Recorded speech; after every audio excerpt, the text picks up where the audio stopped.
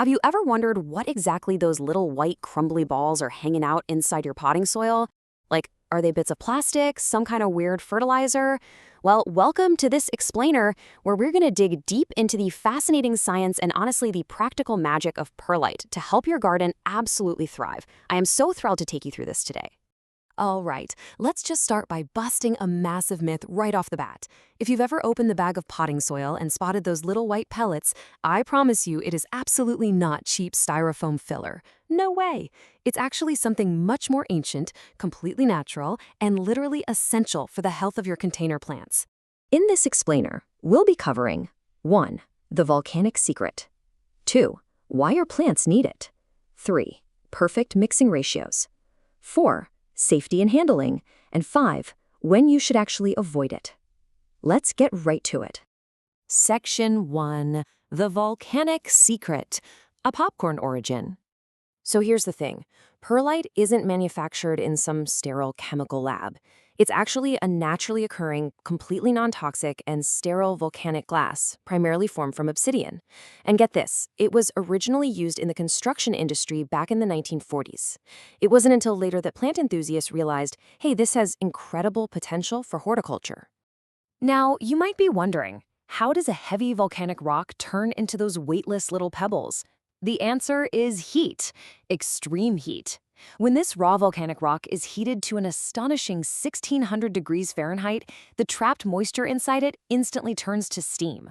The rock expands super rapidly, popping exactly like popcorn into those tiny air-filled granules we all recognize. It's literally puffed volcanic glass. How cool is that? Moving on to Section 2, why your plants need it and its mechanical benefits. Okay, so the absolutely crucial point here is understanding what perlite does, and honestly, what it doesn't do. A lot of people ask about the nutritional extracts or the fertilizing benefits of perlite. Well, here's the truth. It has absolutely zero nutrition. None. It's chemically inert with a negligible cation exchange capacity, which basically means it doesn't hold on to nutrients like a sponge. Instead of adding nutrition, perlite provides a brilliant mechanical solution. It creates vital air pockets, ensures rapid drainage, prevents nasty waterlogging, and keeps your growing medium nice and loose.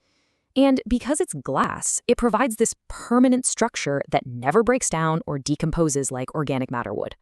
This brilliantly illustrates the core benefit here. Healthy roots need oxygen just as much as they need water. Adding perlite to garden soil is literally like giving your plants a cozy, breathable mattress.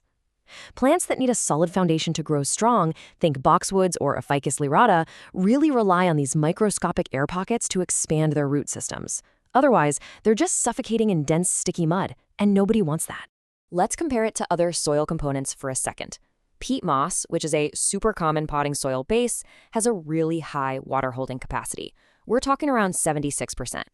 Perlite, on the other hand, only holds about 38% capacity. And much of that water actually drains away rapidly. So what does this mean for you? Well, adding perlite to a standard peat-based soil mix actually reduces the overall moisture of the mix. It makes the environment drier, incredibly well-draining, and totally inhospitable to algae and rot-causing fungi. It's a real game changer. Section 3. Perfect ratios for happy plants. For your general indoor houseplants and standard outdoor containers, a ratio of about 20 to 30% perlite is ideal. Let's just call it 25%, or 1 part perlite to 3 parts standard potting soil. This creates the absolute perfect structural balance. It's enough to ensure good drainage and aeration, but it still allows the surrounding soil to hold on to the moisture and nutrients that your standard plants crave. However, as you know, not all plants are created equal.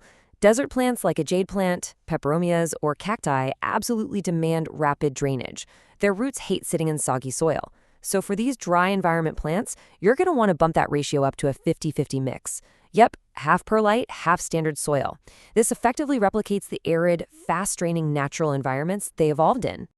But perlite's uses go way beyond just repotting mature plants. Because fresh perlite is completely sterile right out of the bag and retains just a tiny amount of surface moisture, it's a fantastic medium to trigger rapid root development. If you're germinating delicate seeds or trying to root a raw plant cutting, using 100% pure perlite, or maybe a 50-50 mix with peat moss or cocoa peat, gives those brand new roots the absolute maximum airflow they need to establish quickly. It's also widely used as a reusable, inexpensive soilless medium in hydroponic setups. All right, section 4, safety and handling and some essential tips. Now, while perlite is totally safe and non-toxic, the friction inside those bags creates a very fine crushed mineral dust.